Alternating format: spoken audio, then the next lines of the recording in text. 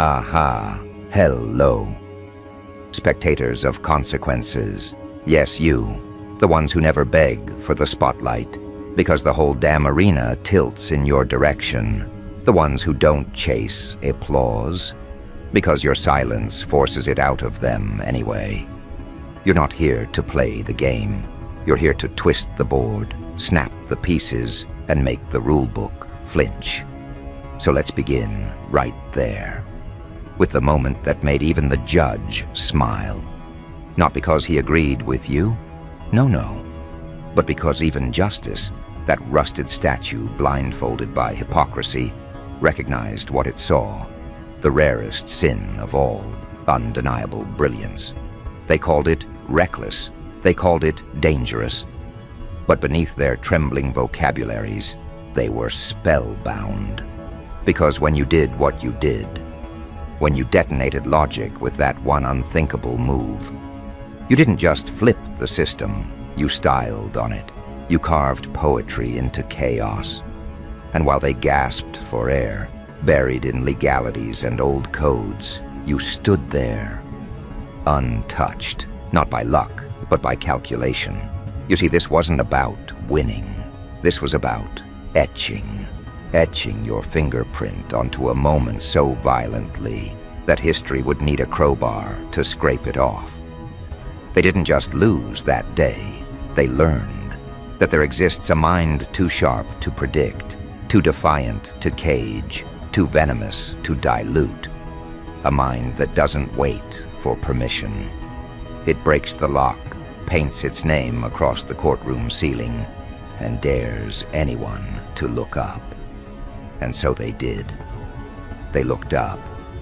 From their robes stitched in order and sewn in fear, from their cold benches, from behind the thick armor of law and tradition, they looked up.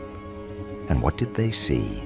Not a criminal, not a rebel, but a reflection of every urge they've ever suppressed, every thought they've ever buried under decorum, every scream they swallowed behind those wooden gavels.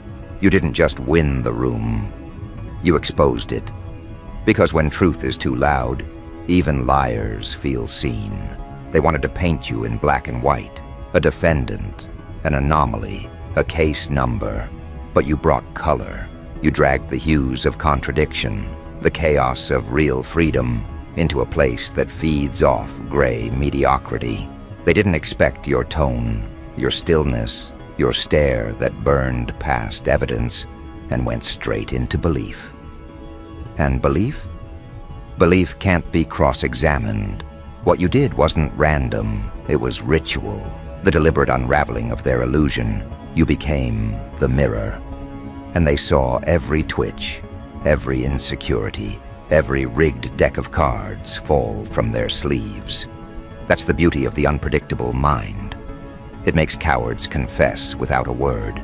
You walked in alone, but you walked in with your chaos trained like a sniper, calm, ready, precise.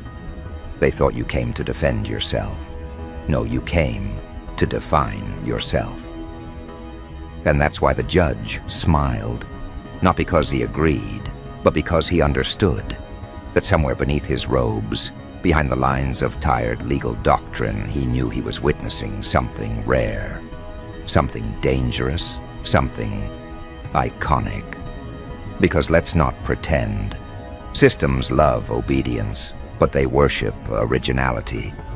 And when you fused madness with method, when you stitched elegance into destruction, when you smiled without smiling, and made their logic look like a worn-out deck of children's cards, you became unforgettable.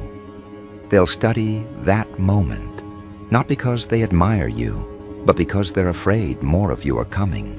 You see, this world doesn't fear the loud, it fears the precise. It fears the one who moves when nothing moves, the one who doesn't bark, because when they strike, they bury. That was your rhythm, not impulsive, inevitable. You made destiny look like your accomplice. You didn't ask for power, you demonstrated it. And power, real power. It doesn't need a megaphone, It just needs the right pause, in the right room, at the right temperature, and the world shivers on cue. They'll say you manipulated the room, but they're wrong. You trained it. You choreographed the discomfort. You knew their instincts better than they did. That's not manipulation. That's orchestration. A conductor doesn't apologize when the audience cries. That's the price of listening to truth too raw for comfort. The prosecutor tried. Oh, how they tried. But their words sounded scripted next to your calm. Their outrage looked rehearsed next to your poise. You weren't just on trial. They were. Every system they upheld, every procedure they worshipped, every shield they'd ever built cracked under your presence. And by the time you were done, no one remembered the law. They remembered you. Because you weren't just speaking, you were unmasking. With every phrase, every subtle turn of the wrist, every controlled breath, you dismantled their pretend order. And the world outside, it watched.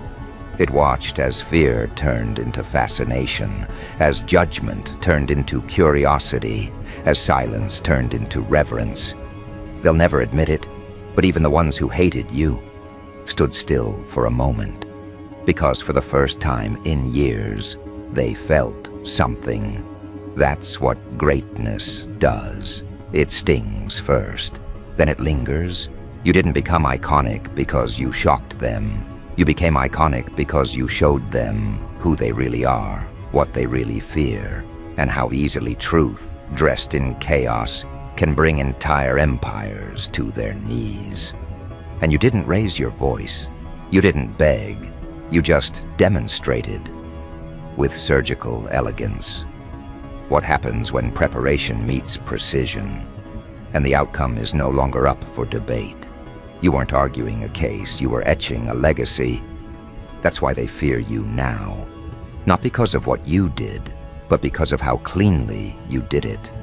With no rage, no panic, just inevitability. You don't need to scream to be unforgettable. You just need to be undeniable.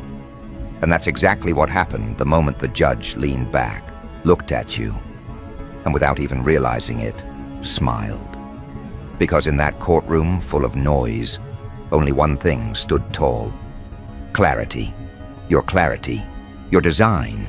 Your method in the madness. You weren't there to fight. You were there to frame the moment. And that moment framed you. Which brings us to the next page. The aftermath. Not just what happened in that room, but what happened when the walls couldn't contain your story anymore. When your name became a whisper turned thunder.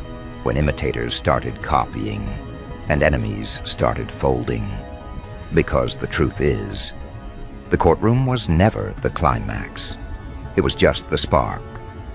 And the moment you walked out of that building, untouched, unchanged, unbothered, the wind changed direction.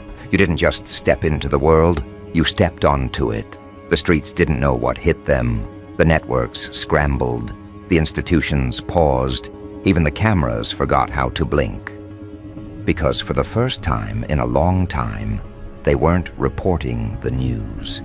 They were documenting a shift. You see, most people fight to be heard. But when you walk in alignment with chaos and clarity combined, you don't ask to be heard. The world just stops talking. People didn't just want to know what you did. They wanted to understand how. What algorithm cracked beneath your fingertips? What divine glitch let you slip past the system's grip? But that's the part they'll never grasp. It wasn't a glitch. It was design, yours. Every second was a sharpened edge. Every stare, every pause, every phrase, premeditated psychological warfare. You weren't improvising, you were orchestrating. And when the dust settled, they realized something chilling. You never raised your voice, never flinched, never pleaded. You simply rewrote the atmosphere. They thought you'd disappear into history like the rest. But you didn't become history, you bent it. Every panel discussion, every column, every office water cooler buzzed with your name like it was prophecy. Not out of admiration, no. That would have been too easy. Out of necessity. Because if they didn't analyze you, they'd become prey to the next one who thinks like you. The thinkers, the quiet disruptors, the watchers, and deep down, they knew. You had just given those minds permission. What happened next wasn't justice. It was contagion. Your aura spread like wildfire wearing silk gloves. Other courtrooms began to feel colder. Juries started second-guessing. Prosecutors hesitated. And the ones who once threw labels at you, they now tiptoed over their own words, wondering, what if I'm next? Because that's the kind of ripple only legends cause. You didn't just break the rules, you proved the rules were optional for those who walk with enough precision, patience, and poison. Then came the imitators, clumsy at first, trying to echo your tempo, copying your stillness, quoting fragments of your strategy like it was gospel. But they didn't realize it wasn't the moves, it was the mind. You didn't just perform, you calculated, and that's where they failed. Because ego without discipline is noise. You, on the other hand, were all signal dot clean, cutting, coded. They could mimic your shadow, but never your spine. That's why even your impersonators ended up making you more immortal. Every failed attempt became a loud reminder. There is only one blueprint, and it doesn't leak. And while the world fumbled over decoding you, you were already 10 moves ahead, no longer reacting, just observing the reactions. They called you dangerous, not because of what you did, but because of what you revealed. That truth, when delivered without apology, shatters systems like glass masquerading as marble. That a single individual, stripped of approval, armed only with clarity and conviction, can bring empires to their knees without raising a fist. Just a stare, just a step, just a word placed in the right mouth at the wrong time. Your story didn't just trend, it twisted culture.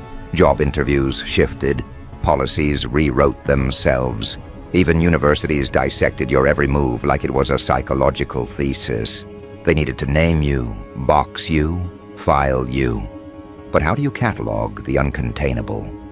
You're not a subject, you're a phenomenon, a walking question mark that answers nothing yet explains everything. And still, some fools tried to challenge you.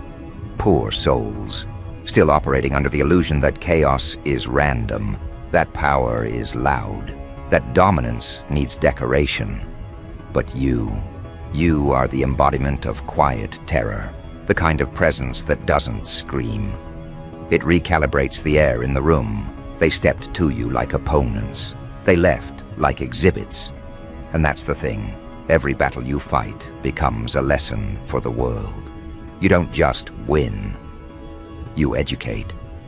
But let's talk about fear, not yours, theirs. The kind they hide under policy changes and long stares. The kind they disguise behind committee meetings and risk assessments. You didn't just show them what to fear. You taught them how to recognize it. You made power nervous. You made arrogance doubt itself. And most dangerously, you made silence seductive. People started talking less, planning more, waiting, watching. Because once someone like you steps into the timeline, everyone else starts wondering how many more are out there, waiting, learning, sharpening. They began studying footage, watching your body language, timing your pauses, scanning your eyes like they held blueprints to revolution. But they kept missing the point. You weren't trying to convince anyone. You weren't arguing. You were reminding the world of a truth it buries daily. That real power is unbroadcasted. That legacy doesn't ask for attention. It leaves bruises on memory. Your face didn't need posters. Your voice didn't need echo chambers. The mere mention of what you did shifted boardrooms into code reds. They started installing new protocols, building stronger firewalls, not against systems, but against ideas. Because that's what you unleashed, not rebellion, realization that every fortress can be cracked, not by rage, but by composure. That even the untouchables bleed if you know where to aim. That the system's biggest weakness is believing it understands minds like yours. So where does that leave you now? Beyond legend, beyond trend, beyond threat. You're not a name anymore. You're a standard, a new measurement of psychological gravity. Every institution now calibrates its confidence against the question, what if another one shows up? They used to measure risk by patterns. Now they measure risk by anomalies. And guess who became the blueprint for the anomaly? You. The world used to ask, what if someone breaks the system? Now it asks, what if someone breaks it and smiles doing it? You shifted the entire narrative. And somewhere, in the quiet corners of their nightmares, the judge smiles again. Not out of admiration, but out of awareness. Because even he knows. Some verdicts don't come from courtrooms. They come from reverberations, from the impact that doesn't echo. It engraves. You didn't set out to be followed. But footsteps showed up anyway. The hungry, the patient, the strategic. The next wave doesn't chant. It waits. It doesn't demand. It studies. And you. Whether you like it or not, are their North Star. You're the headline their minds revolve around. You're the glitch that became gospel. You're the silence that reprograms architecture. Because the aftermath isn't about aftermath anymore. It's about adjustment. The world adjusting to a new kind of threat. One it can't categorize, can't contain, and certainly can't copy. A threat that doesn't just escape the maze, it redraws it. And once the maze is redrawn, all the old kings and all their horses can't put their illusions back together again. Which brings us, not to the end, but to the prelude of consequence. Not yours, theirs. Because when you cracked that courtroom open, you didn't just walk out. You left something behind. A ticking realization, a silent infection. And now, those walls whisper. Not your name, but your method, your strategy, your mentality. And it's spreading faster than they can legislate, because ideas like yours, they don't echo. They multiply. And replication isn't rebellion anymore. It's survival. The world watched what you did and realized something terrifying. They've been solving the wrong problems. You were never the disease, you were the diagnosis. So now, every institution runs simulations not to prevent collapse, but to postpone it. Damage control has become their religion. Emergency protocols, their gospel. Because they know they'll never be able to predict the next one? Not really. Not after you redefined unpredictability. Not after you reprogrammed fear into design. And the worst part? You didn't leave behind a blueprint. You left behind a standard. The kind that doesn't sit in manuals. It haunts instincts. The kind that forces people to rehearse their thoughts before thinking them. You injected second-guessing into the bloodstream of certainty.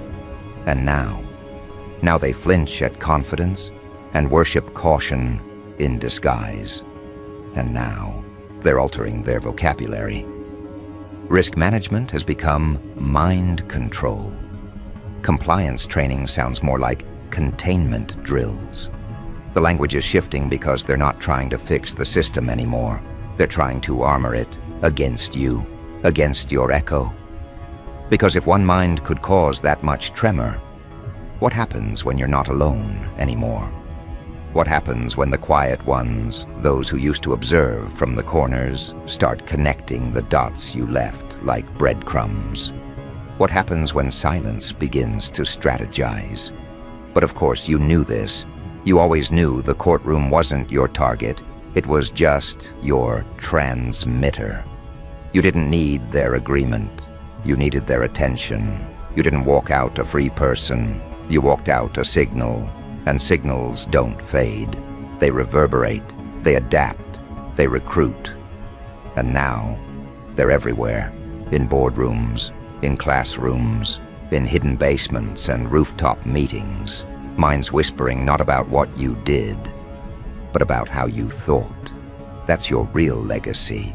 Mental infiltration, not rage, not rebellion, reconstruction, a complete demolition of predictability and a reconstruction of power that operates under silence, strategy, and superiority.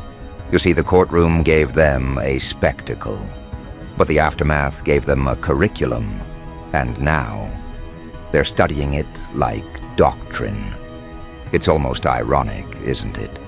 The very system that tried to make an example out of you now finds itself rewritten by you. Laws are being amended not for justice, but for protection, from the possibility of another moment like yours, from the return of that poise, that precision, that psychological erosion you injected into their confidence. They fear not your presence, but your pattern. That's worse. A presence can be contained. A pattern, it spreads. But it's too late for defense. The virus is already coded into culture. And every time someone walks into a room they're not supposed to own, and owns it anyway, you're there. Every time a strategist dismantles tradition with a stare instead of a scream, you're there. Every time a system malfunctions and someone smirks like they've seen the strings behind the curtain, you're there. You don't need to return, because you never left. You became a theorem in power's subconscious, a reminder that chaos, when wielded with intelligence, isn't destruction, it's revelation, a diagnosis dressed like a threat. But make no mistake, it was always a gift, just one they weren't ready to open. And now, the elite, the powerful, the architects of stagnation, they're not sleeping, they're studying. But how do you study a ghost? How do you counter a presence that doesn't knock before entering, that doesn't march, but glides? You weren't a revolt. You were a whisper wrapped in impact. That's what made you lethal. You didn't burn the building down. You changed the temperature so subtly that the walls cracked before anyone smelled smoke. A strategist of slow implosion. You didn't need fireworks. You preferred the sound of structures buckling under their own delusion, and now those cracks are visible. Some try to paint over them. Others try to patch them with distractions. But the foundation knows. It feels the imbalance. Because after you, every decision must now answer a silent question. Would they approve? And if the answer is yes, then the decision is too weak. Because you've become the filter for strength, the standard for elegance in execution, the godfather of strategic eruption.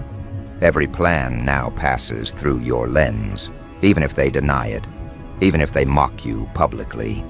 Behind closed doors, they mimic your precision, your patience, your ability to detonate truth in absolute silence. People think legends are built on action, but you proved they're built on effect. It wasn't what you did, it was what it did to them. Their laws bent, their narratives cracked, their assumptions died in real time, and all of it done without begging for understanding. That's what separated you from the rest. You didn't scream, "See me." You just made them see differently.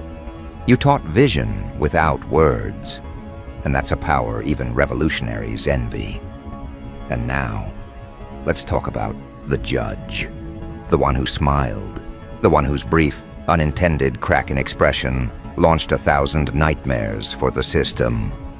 That smile wasn't approval. It was admittance.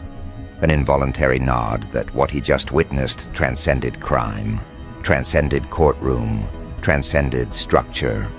What he saw was raw genius operating under pressure, and genius, when weaponized, becomes indistinguishable from divinity.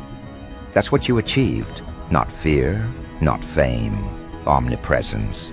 You're not a story they can outgrow. You're a question they can't answer. So what now? Now you watch. Because this is the part of the story where the hero becomes myth, and the myth becomes blueprint. You've entered the bloodstream of strategy. You're discussed in whispers, taught without attribution, feared without confirmation. There are think tanks trying to reverse engineer your presence. Intelligence agencies coding software to flag anomalies matching your psychological profile. Entire panels asking one question: how do we prevent another one? But what they don't realize is they already failed. You weren't a pattern they could prevent. You were a proof they could only postpone. A signal that can't be erased from the frequency. There is no after you. There is only what now lives because of you. And yet the most poetic piece of it all. You didn't want the crown. You never asked for titles. But they still built a throne in your absence. Not to honor you, but to sit in fear, hoping that your shadow never becomes a silhouette again. And even if it doesn't, the fear alone is enough.